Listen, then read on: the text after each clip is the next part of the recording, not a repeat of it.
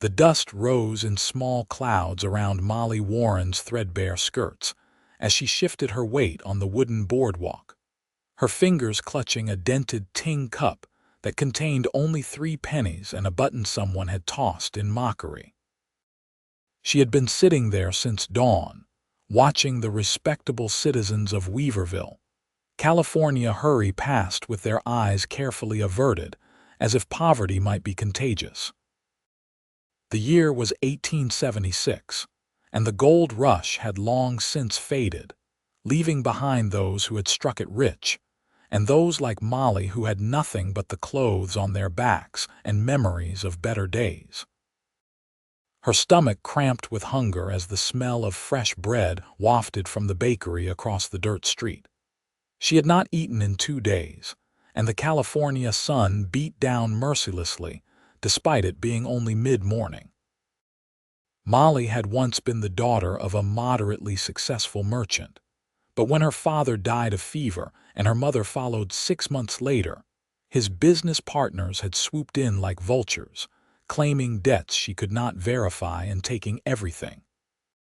At 20 years old, she found herself alone in a world that had little mercy for women without family or fortune. The sound of spurs jangling caught her attention, and she looked up to see a tall man approaching. He walked with the easy confidence of someone who knew exactly who he was and felt no need to prove it to anyone. His hat was pulled low, but she could see the strong line of his jaw and the way his lips were set in a firm line that suggested he took life seriously. His clothes were dusty from travel, but the leather of his boots and gun belt were well maintained, and there was something about the way he carried himself that made her sit up a little straighter. Kenneth Jamison had ridden into Weaverville an hour earlier, his horse tired, and his own body aching from 3 weeks on the trail. He had been driving cattle from his ranch in the foothills up to Byers in the north, and now he was finally heading home with payment that would see him through the winter, and then some. He had noticed the young woman on the boardwalk immediately, not because she was begging, which was common enough, but because of the way she held herself. Despite her obvious poverty, there was dignity in the set of her shoulders, and her eyes, when they met his, were clear and intelligent rather than dulled by drink or despair. He stopped in front of her, and Molly felt her cheeks burn with embarrassment. Up close, she could see he was probably in his late 20s, with eyes the color of strong coffee and skin weathered by years under the sun. There was a kindness in his expression that surprised her, given how most people looked at her these days. "Madam," he said, his voice deep and surprisingly gentle. "How long have you been out here?" Molly swallowed hard, her pride warring with her desperation. "3 weeks, sir, since I lost my lodgings." Kenneth's jaw tightened.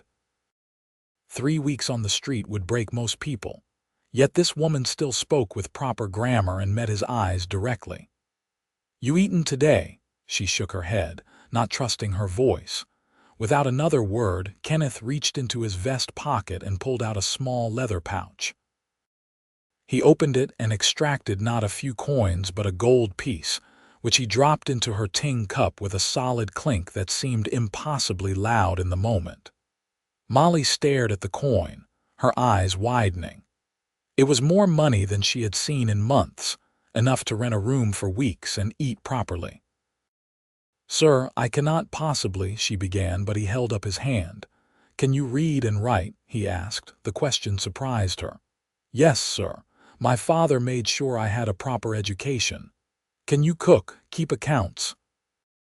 "I kept my father's books for 3 years before he passed, and my mother taught me everything she knew about running a household." Kenneth nodded slowly, as if making a decision. The truth was, he had made it the moment he saw her. His ranch was modest but profitable, and he had been managing alone for too long.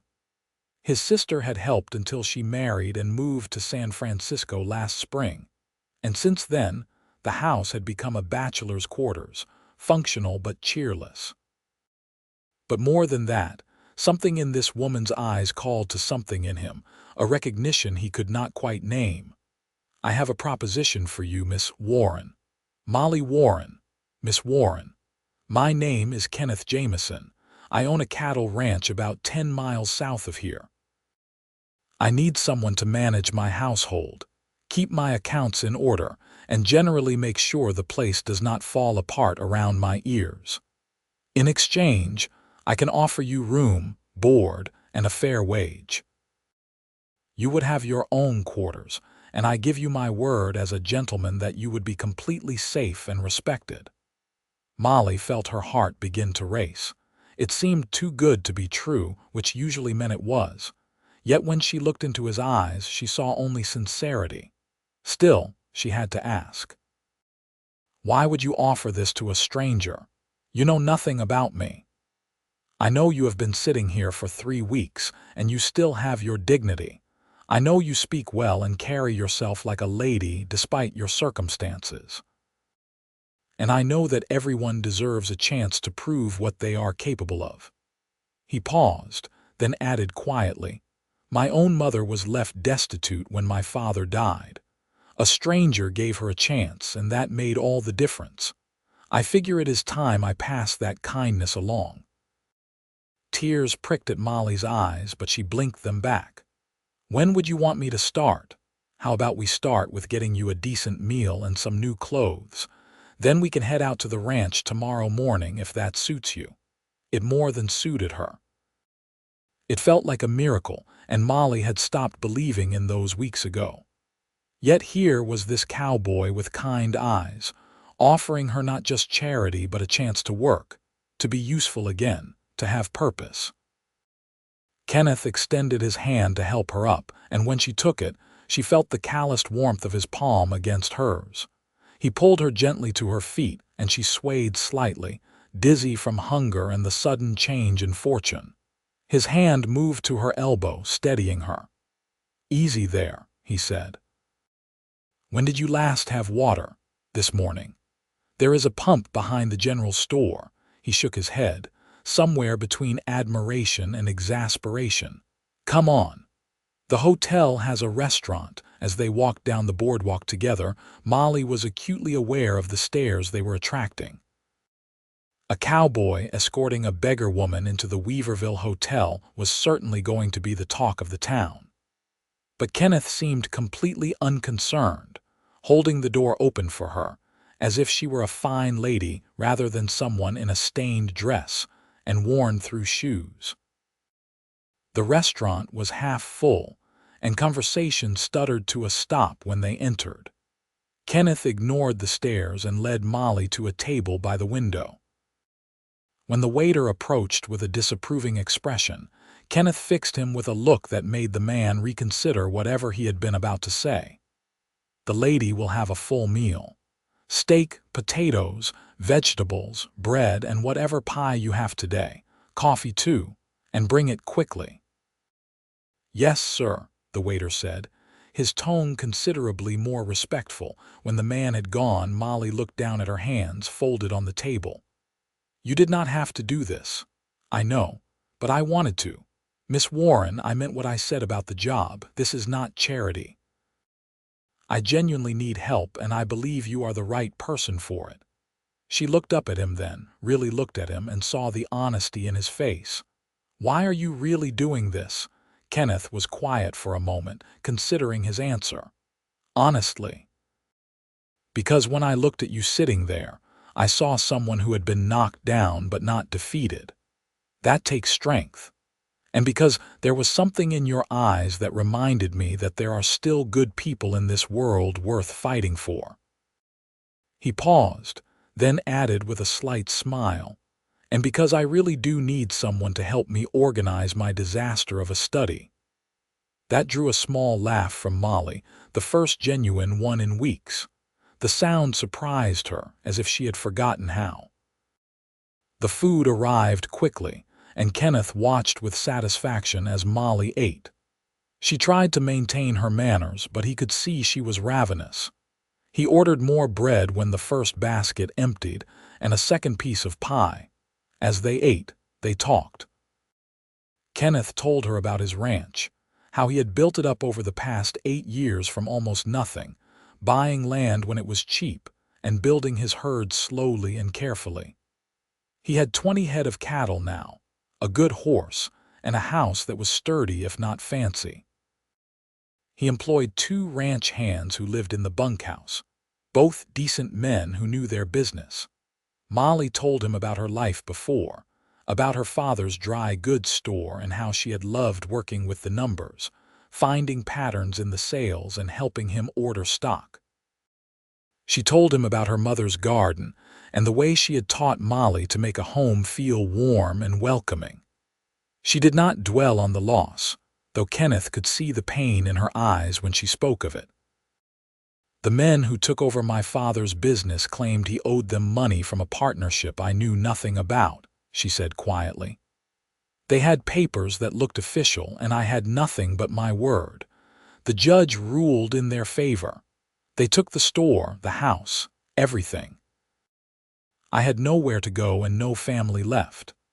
That is a hard thing, Kenneth said, his voice gentle. But it speaks to your character that you are sitting here now, ready to move forward rather than give up. I am not sure I had much choice in the matter. There is always a choice. You could have turned bitter or turned to drink or any number of other paths. Instead, you sat on that boardwalk and kept your dignity. That means something. After the meal, Kenneth took her to the general store. The owner, a woman named Mrs.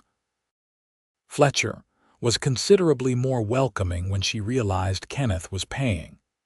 They selected 2 sturdy dresses, one for work and one for Sunday best, as well as a warm shawl, new boots, stockings, and various other necessities. Kenneth also insisted on a new hat to protect her from the sun. You will need to work outside sometimes, he explained when Molly protested the expense. No point getting sunstroke. They purchased supplies for the ranch as well, things Kenneth had come to town for in the first place. Flour, sugar, coffee, salt, and various other staples. As they shopped, Molly found herself relaxing in his presence. He was easy to talk to, with a dry sense of humor that caught her off guard and made her smile. By the time they had finished, the sun was beginning to lower in the sky. Kenneth arranged for all the supplies to be ready for pickup in the morning, then turned to Molly. I need to see to my horse and get him settled for the night. There is a boarding house 2 streets over, run by a widow named Mrs. Patterson. She is a good woman. I will get you a room there for tonight, and we will head out at first light tomorrow. Molly nodded, suddenly feeling overwhelmed by everything that had happened in the course of a few hours. This morning she had been destitute and hopeless. Now she had new clothes, a full stomach, and the promise of a job and a home. Mrs. Patterson's boarding house was a neat, whitewashed building with flower boxes in the windows. The widow herself was a round, cheerful woman in her 50s who took one look at Molly and immediately ushered her inside with motherly concern. "You poor dear. You look exhausted," she said. "Kenneth Jamison, you should have brought her here hours ago." "We had some shopping to do first," Kenneth said with a smile. "Mrs. Patterson, this is Miss Molly Warren. She will be working at my ranch managing the household. I would appreciate it if you could see she is comfortable tonight." Of course. Come along, dear. Let me show you to your room." As Mrs. Patterson led Molly upstairs, Kenneth called after them, "I will be back at dawn, Miss Warren. Be ready to ride." "I will," she promised, looking back at him with an expression of such gratitude that it made his chest tighten. After they had gone, Mrs. Patterson showed Molly to a small but clean room with a real bed, crisp white sheets, and a washstand with fresh water. "There is a bathing room down the hall," she said. "I will heat some water for you. You look like you could use a good soak." Molly nodded, unable to speak past the lump in her throat. Mrs. Patterson patted her hand kindly and left, returning a short while later with a copper tub and buckets of steaming water. She also brought soap that smelled of lavender and a soft towel. "Take your time, dear. Dinner will be at 6 if you are hungry, though Kenneth mentioned you had already eaten." When she was finally alone, Molly locked the door and stripped off her filthy clothes. She sank into the hot water with a sigh that was almost a sob. For the first time in weeks, she allowed herself to feel the full weight of what she had been through, and tears slipped down her cheeks. But they were not entirely tears of sorrow. There was relief there, too, and hope. She thought about Kenneth Jamison, about the way he had looked at her with respect rather than pity, about his quiet kindness and the sincerity in his eyes when he offered her work. He was unlike any man she had ever met, and she found herself looking forward to seeing him again in the morning. After her bath, Molly put on the new nightgown Mrs. Patterson had left for her and climbed into the bed. The mattress was soft, the pillow heaven after weeks of sleeping on hard ground or in alleyways. She expected to fall asleep immediately, but instead found herself lying awake, her mind racing. What would his ranch be like? What would her duties entail? And more pressingly, why did her heart skip a little when she thought about seeing him again? She barely knew him, yet there had been something in the way he looked at her, something that made her feel seen in a way she had not been in a very long time. She finally drifted off to sleep with these thoughts swirling through her mind, and when Mrs. Patterson knocked on her door at dawn, she woke feeling more rested than she had in months. She dressed quickly in one of her new dresses, a practical blue calico that fit surprisingly well. Mrs. Patterson must have told Kenneth her measurements when they were at the store. She braided her hair, washed her face, and went downstairs to find Kenneth already waiting in the parlor. He stood when she entered, and she saw approval in his eyes as he took in her transformed appearance.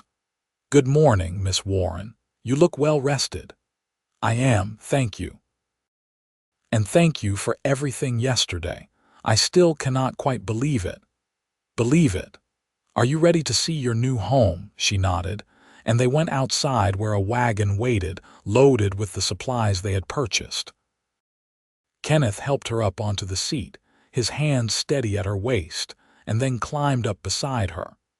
He took the reins and clicked to the horses, and they began the journey south out of Weaverville. The morning was cool and fresh, the sky a brilliant blue overhead. As they left the town behind, the landscape opened up into rolling hills dotted with oak trees and wildflowers. Mountains rose in the distance, their peaks still touched with snow despite it being August. "This country is beautiful," Molly said softly. "It is. I fell in love with it the first time I saw it. That was 10 years ago. I was 18 and had just come from Texas with nothing but a horse and big dreams. Worked as a ranch hand for a few years, saved every penny, and finally bought my land. It has been hard work, but worth it." "You built all this yourself, with help. The men who work for me, Jake and Tom, have been with me for 5 years. They are good men, loyal. You will meet them soon." As they drove, Kenneth pointed out landmarks, explaining the layout of his land. His ranch bordered a creek that provided year-round water, essential in this dry country. The house was positioned on a slight rise, which he explained helped with drainage during the rainy season and gave a good view of the surrounding area. When the ranch finally came into view, Molly caught her breath. It was not grand, but it was solidly built and well maintained. The house was a single-story structure made of wood with a wide porch wrapping around the front and sides. There were several outbuildings, a barn, a stable, and what must be the bunkhouse Kenneth had mentioned. Everything was neat and orderly, the work of someone who took pride in what he had built. "It is wonderful," she said honestly. Kenneth smiled, pleased by her reaction. "It is home. Come on, let me show you inside." He helped her down from the wagon and led her up the porch steps. The front door opened into a main room that served as both parlor and dining area. There was a large stone fireplace, a worn but comfortable-looking sofa, and a table with chairs. To the left was a kitchen, larger than she had expected, with a good stove and plenty of cabinet space. To the right were 3 doors, which Kenneth explained led to bedrooms. "The large room is mine. The smaller one here would be yours. The third is my study, which, as I warned you, is in desperate need of organization." He opened the door to what would be her room, and Molly stepped inside. It was simple but pleasant, with a bed, a dresser, a small table with a chair, and a window that looked out over the hills. Someone, probably Kenneth, had made an attempt to clean it, though there was dust on the sill and the bed lacked linens. "I will help you get it properly set up," Kenneth said. "Sheets and blankets are in the trunk at the foot of my bed.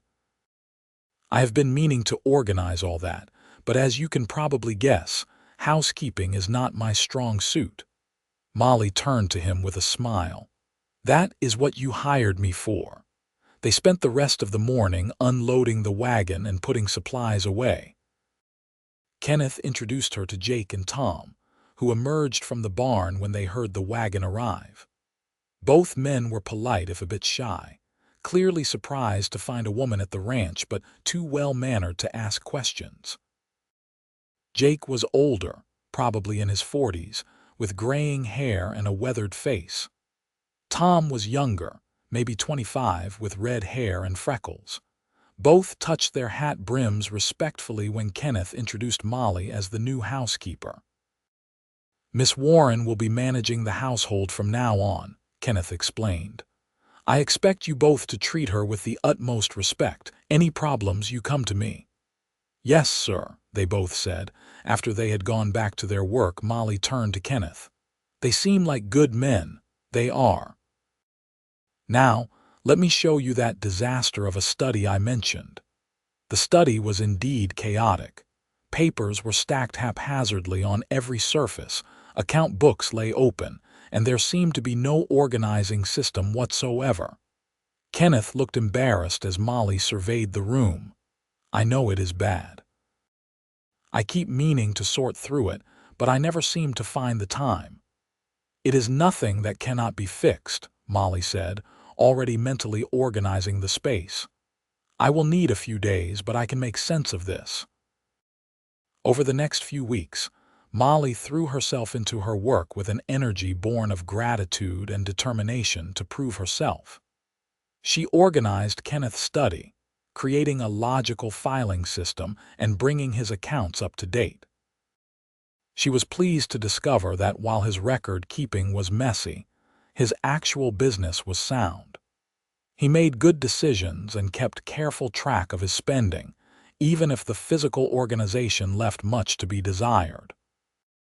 She also took over the kitchen, preparing proper meals instead of the bachelor fare Kenneth and the ranch hands had been living on.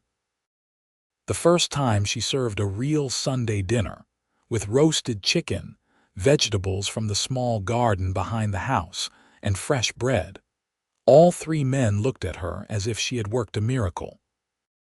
"Miss Warren, if you cook like this regularly, I may never leave this ranch again," Tom said, his mouth full. "Then it is a good thing you work here," she replied with a smile. As the days passed, Molly found herself settling into a rhythm. She woke early, made breakfast for everyone, then tackled whatever tasks needed doing. Sometimes that meant laundry or mending, sometimes cooking or preserving food, sometimes working in the study. Kenneth had been right that she would need to work outside occasionally. He taught her how to tend the garden, how to feed the chickens they kept, and even some basic animal husbandry. Throughout it all, she was acutely aware of Kenneth's presence. He was always respectful, always kind, but there was something in the way he looked at her sometimes, a warmth in his eyes that made her heart beat faster. She found herself looking for excuses to be near him, to ask his opinion on household matters that she could easily have decided herself. One evening, about a month after she had arrived, Kenneth found her on the porch after dinner. She was sitting on the steps, watching the sun set over the hills. He hesitated, then sat down beside her, careful to maintain a respectful distance. "You have done wonders with this place," he said quietly. "I knew you were capable, but you have exceeded every expectation. I am glad you are pleased. I have tried my best. You have done more than that. This house, it feels like a home now. I did not realize how much I was missing that until you came." Molly turned to look at him, and their eyes met. In the golden light of the setting sun, she could see the lines around his eyes, the strength in his face, and something else, something that made her breath catch. "Kenneth," she said softly, using his first name for the first time. "Why did you really stop that day? The truth." He was quiet for a long moment, then said, "Because from the moment I saw you sitting there with such dignity despite everything, I could not walk away. There was something about you, Molly, something that called to something in me. I told myself I was just offering you a job, that it was simple kindness, but the truth is, I have not been able to stop thinking about you since that first moment." Her heart was racing now. "I have been thinking about you too," she admitted. "I know I should not. You are my employer and I owe you everything, but I cannot help it."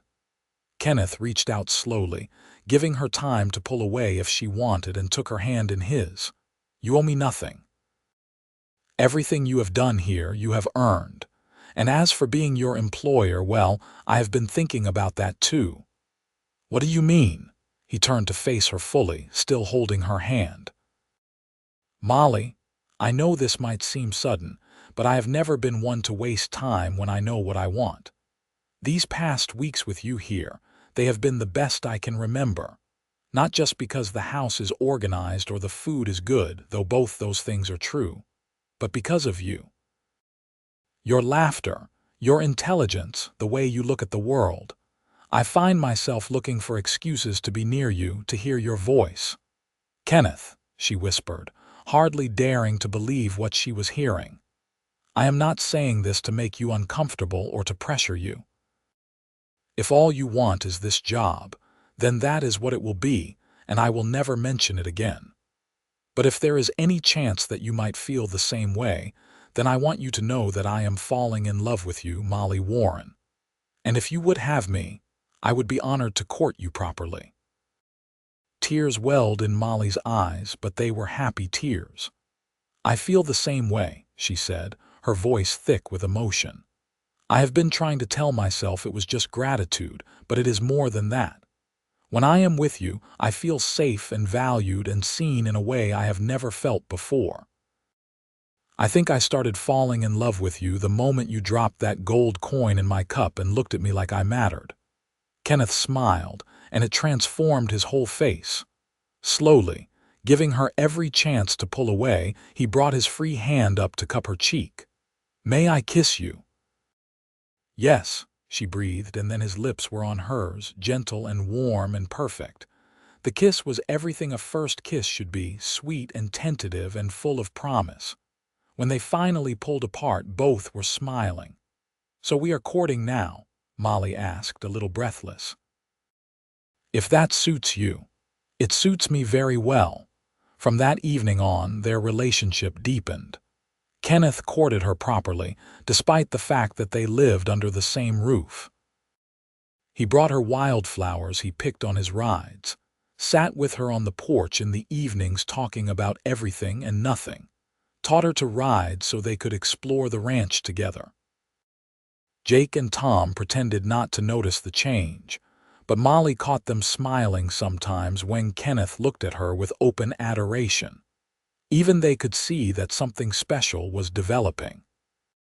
2 months after that first kiss, Kenneth took Molly on a ride to his favorite spot on the ranch, a small meadow beside the creek where wildflowers grew in abundance. He spread a blanket and they sat together, enjoying the warm autumn afternoon. "Molly," he said, turning to her with an expression so serious that her heart skipped, "I want to ask you something and I need you to answer honestly." "Of course." "You see yourself staying here, not just as my housekeeper but as part of my life. Because I cannot imagine my future without you in it anymore." She smiled and took his hand. "I cannot imagine being anywhere else." "Then, will you marry me? Will you take my name and be my wife? I know I am just a rancher and I cannot offer you riches or high society, but I can promise you a home and a life and a love that will never waver." Molly felt tears slide down her cheeks as she nodded. "Yes, yes, Kenneth, I will marry you." He pulled a small box from his pocket and opened it to reveal a simple gold band with a small diamond. "It was my grandmother's. My mother gave it to me years ago, said to save it for the woman I wanted to spend my life with. I have been carrying it around for 2 weeks, waiting for the right moment."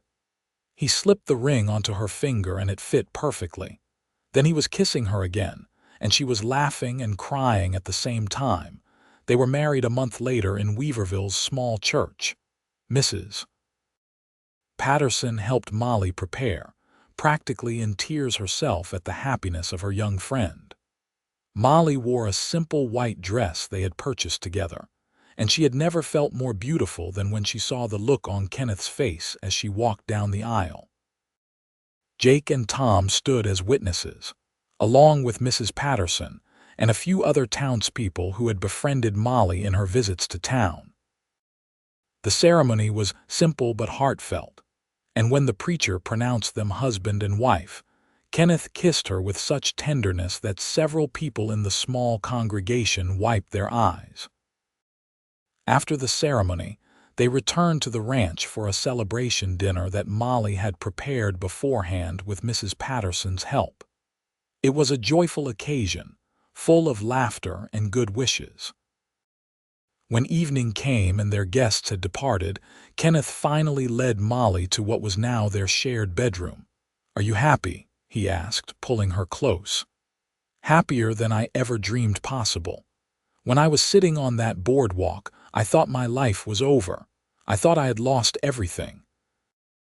But really, I was just waiting for you. I was waiting for you too. I just did not know it until I saw you."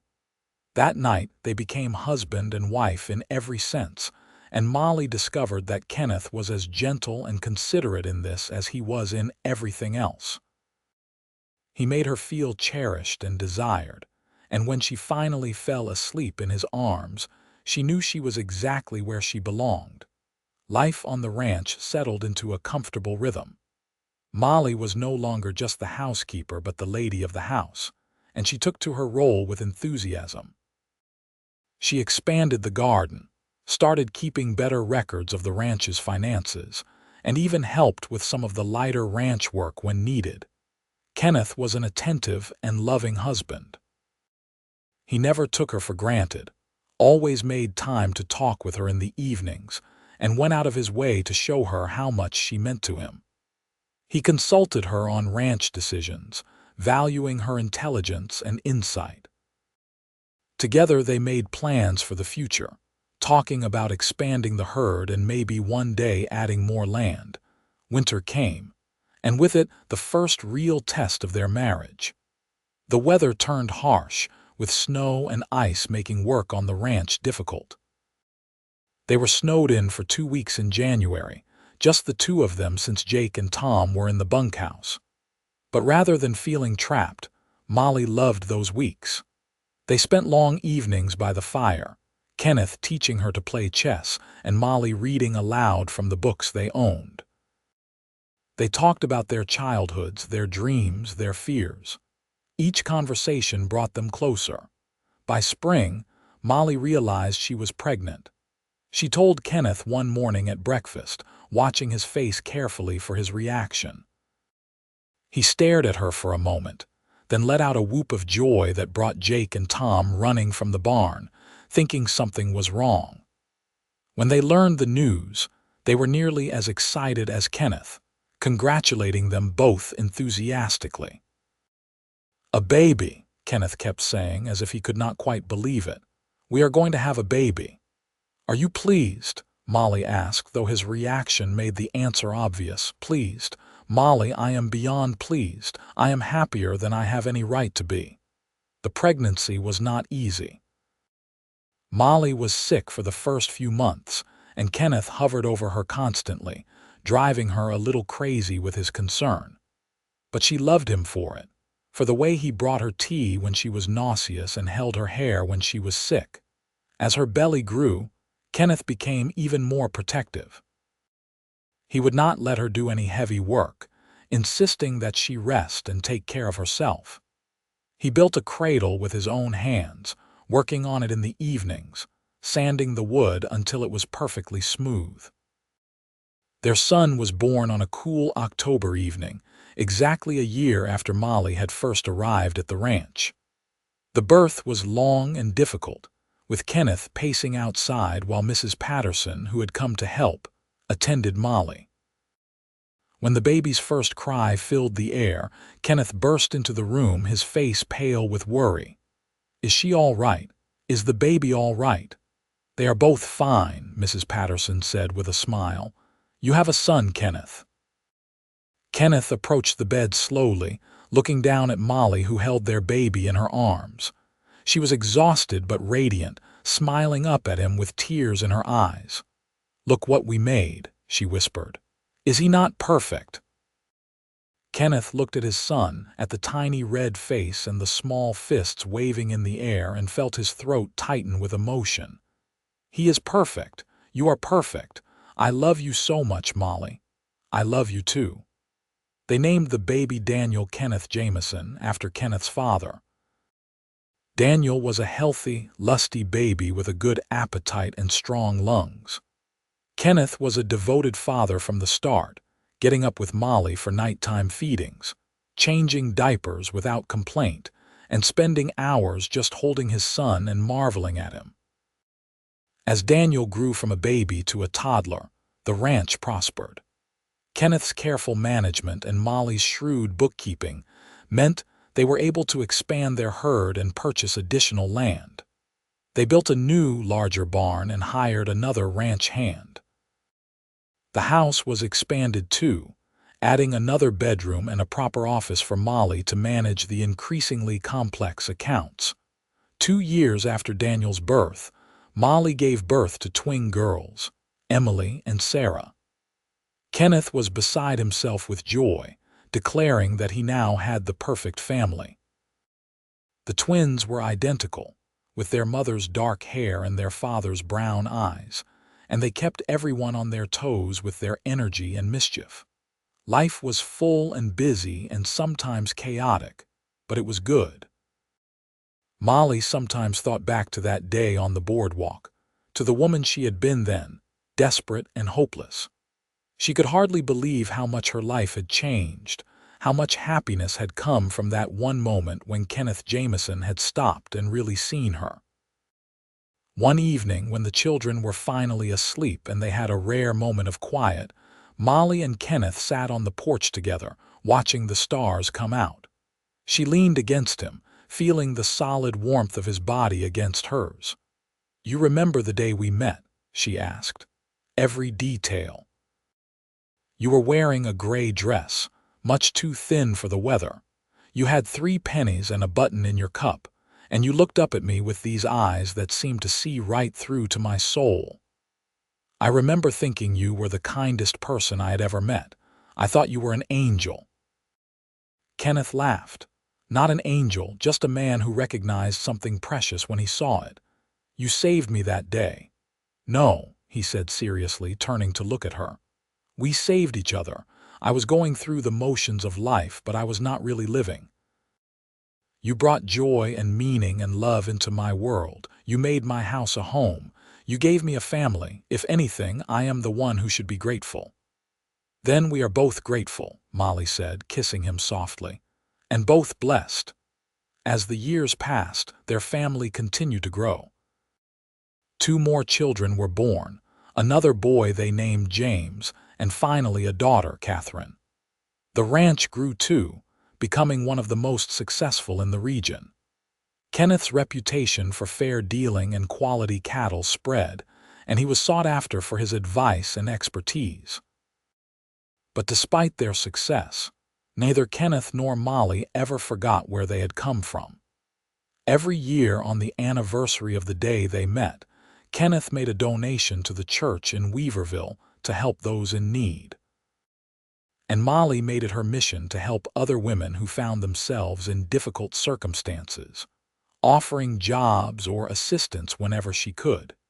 Their children grew up knowing the story of how their parents met, and it became a family legend. "Your father gave me gold and his last name," Molly would tell them, "and in return, I gave him my heart." Daniel grew into a strong, capable young man who had his father's work ethic and his mother's intelligence. At 20, he took over much of the day-to-day running of the ranch, allowing Kenneth to slow down a bit. The twins, Emily and Sarah, both married well, Emily to a banker's son from Weaverville and Sarah to a young lawyer. James became a teacher, much to everyone's surprise, discovering a love of education and helping others learn. And Catherine, the baby, showed an early talent for numbers and helped her mother with the ranch accounts from the time she was 12. Kenneth and Molly grew old together, their love deepening with each passing year. They had their disagreements, of course, but they never let the sun set on their anger, always talking things through and finding common ground. They supported each other through hard times, through the death of friends and the occasional difficult season on the ranch. And they celebrated the good times together, the births of grandchildren, the successes of their children, the simple joy of another sunrise shared. On their 25th wedding anniversary, Kenneth gave Molly a gift. It was a leather-bound journal, and when she opened it, she found that he had filled it with his own handwriting, recording every important moment of their life together. Their first meeting, their first kiss, their wedding day, the births of each child, but also the small moments, the everyday joys that made up a life. The first time she laughed at one of his jokes, the way she looked in the morning with sunlight in her hair, the sound of her singing as she worked in the kitchen. "You gave me everything I never knew I needed," he had written on the first page. "You took a lonely cowboy and made him the richest man in California. Not because of the ranch or the money, but because you gave me love and family and a reason to wake up grateful every morning. You are my partner, my love, my everything."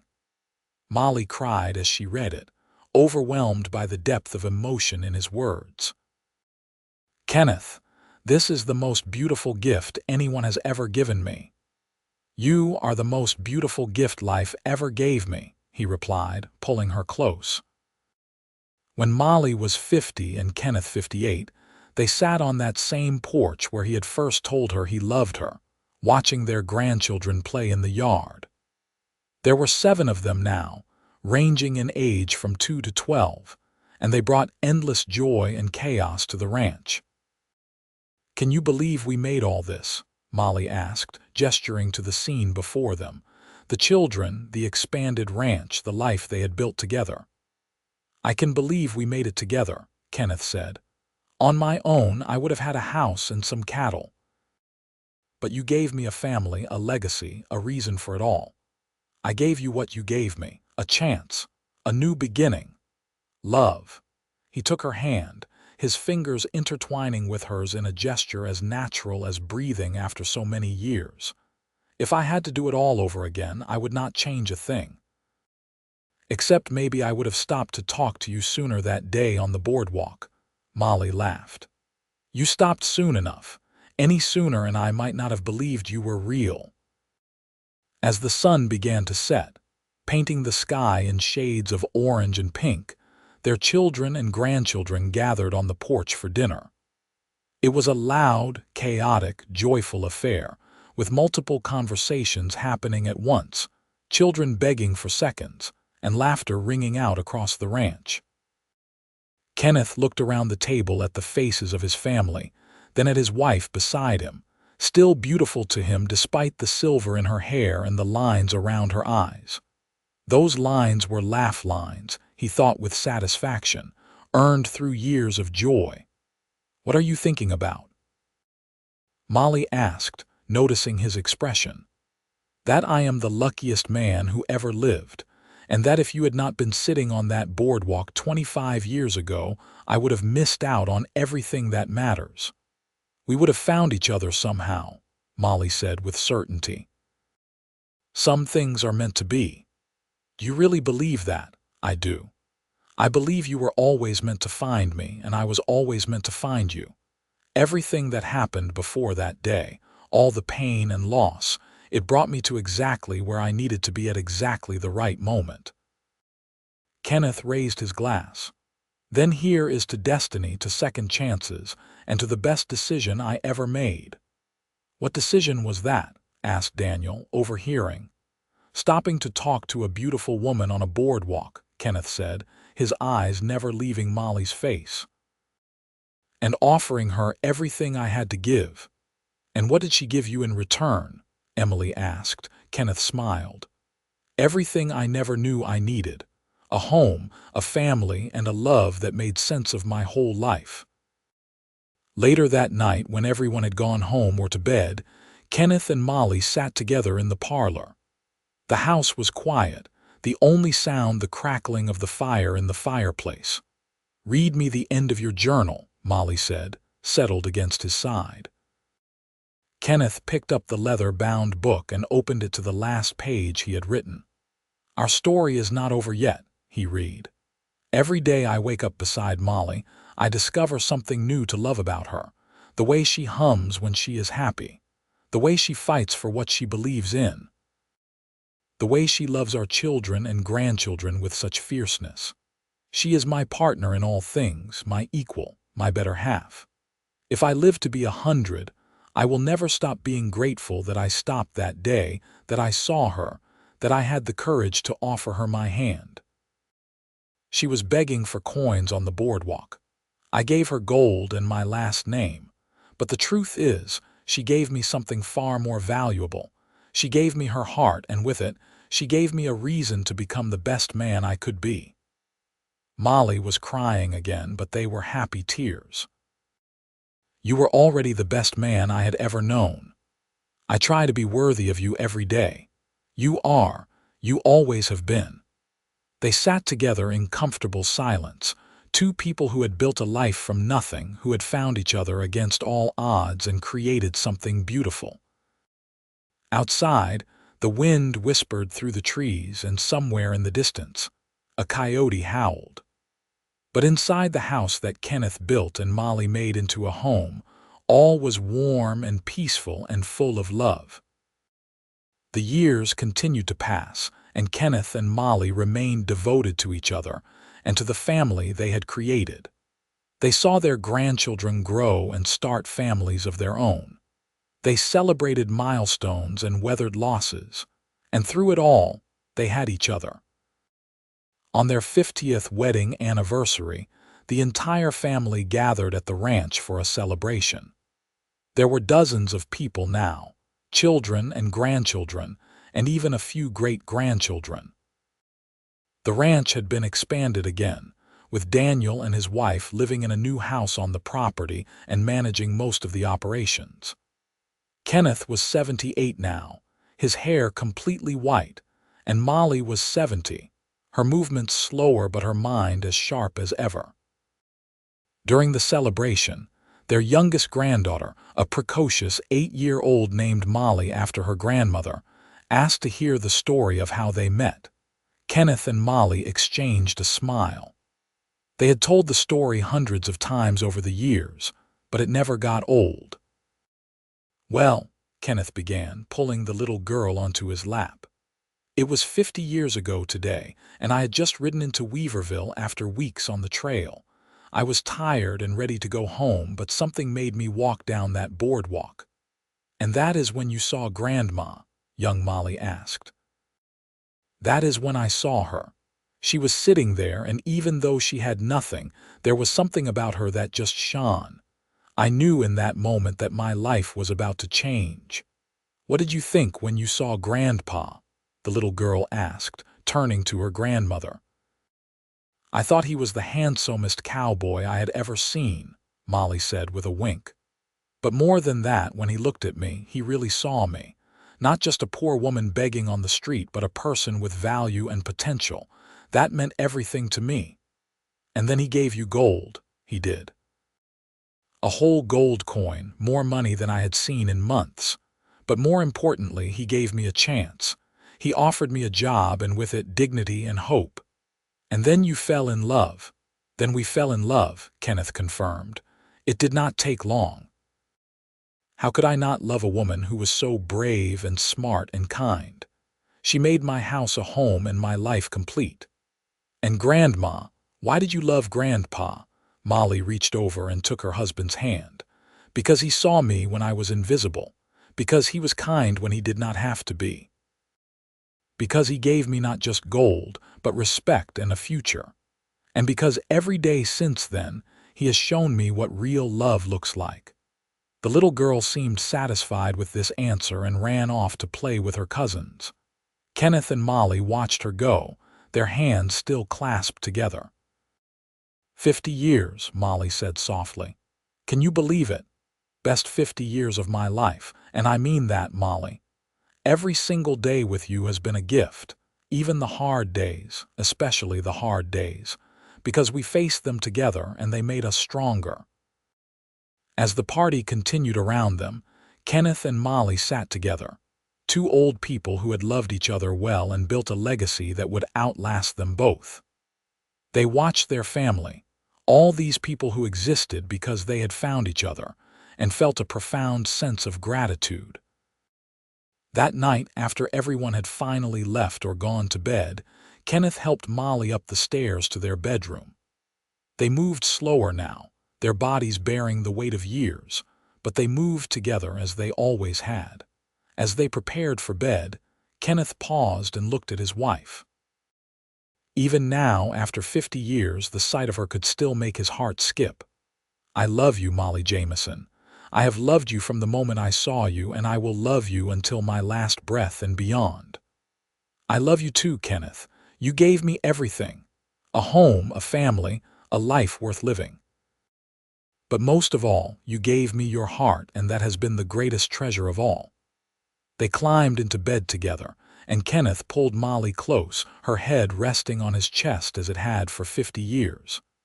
They fell asleep that way, two hearts beating in harmony, two souls intertwined forever. Kenneth Jamison passed away peacefully in his sleep 2 years later at the age of 80. He died the way he had lived his later years, with Molly beside him, his hand in hers. His last words to her were, "Thank you for saying yes." Molly grieved for him deeply, but she found comfort in their children and grandchildren, in the life they had built together, in the memories of 52 years of marriage. She lived for another 8 years, long enough to see more great-grandchildren born and to know that the Jamison legacy would continue for generations. She spent those years writing down her own memories, adding to the journal Kenneth had started. She wrote about their life together, the love they had shared, the lessons they had learned. She wrote so that their descendants would know the true story, would understand what real love looked like. When Molly died at the age of 80, surrounded by her children, her last words were about Kenneth. "Tell him I am coming," she whispered. "Tell him I never stopped loving him." She was buried beside her husband on a hill overlooking the ranch they had built together. Their graves sit there still, two simple headstones bearing their names and dates, and beneath that, an inscription. She was begging for coins on the boardwalk. He gave her gold and his last name. Together they built a legacy of love. The ranch continued to prosper under the management of their descendants, and the story of Kenneth and Molly became a family legend, passed down through the generations. Every child in the Jamison family grew up knowing about the cowboy who stopped for a woman in need, and the woman who transformed his house into a home. They learned that love could grow from the most unexpected beginnings, that kindness could change a life, And that real wealth was not measured in gold but in the bonds between people. Years later, when Daniel Jamison was an old man himself, he sat on that same porch where his parents had sat so many times before. His own grandchildren played in the yard, and he thought about the legacy his parents had left. Not just the ranch, though that was prosperous and successful, but the lessons about love and kindness, and seeing the value in every person. He thought about that day, 70 years ago, when his father had stopped on a boardwalk in Weaverville and made a decision that would change everything. A decision to see a woman who most people overlooked, to offer her not just charity but opportunity and respect. A decision that led to a love story that shaped an entire family. And he smiled, knowing that his parents' love story was not just history but a living legacy, continuing in every generation of Jamisons who learned what it meant to really see people, to offer kindness, and to love with your whole heart. The sun set over the California hills, painting the sky in brilliant colors, and somewhere in that light, Daniel liked to think his parents were together still, holding hands and watching over the family they had created. The woman who had been begging for coins on a boardwalk. The cowboy who gave her gold and his last name. And the love that had made everything possible. Their story lived on, not just in the words written in journals or told by firelight, but in the very foundation of the family they had built. Every Jamison child learned about dignity and respect, about seeing worth in every person, about loving faithfully and completely. They learned that circumstances do not define a person, that everyone deserves a chance, and that real love is not just about romance but about partnership, respect, and choosing each other every single day. The ranch itself became a symbol of what could be built when two people worked together, when they supported each other's strengths and helped each other through weaknesses. The house that Kenneth built and Molly made a home still stood, expanded and renovated over the years but with the original structure at its heart. Visitors often remarked on the warmth of the place, the sense of love and history that seemed to permeate every room.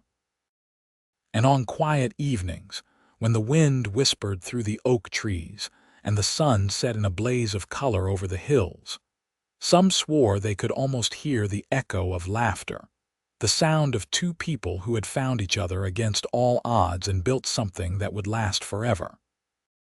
The legacy of Kenneth and Molly Jamison was not just in the land they owned or the success of their ranch, but in the love they shared and the family they created. They proved that everyone deserves dignity, that kindness matters, and that true love can flourish even in the harshest circumstances.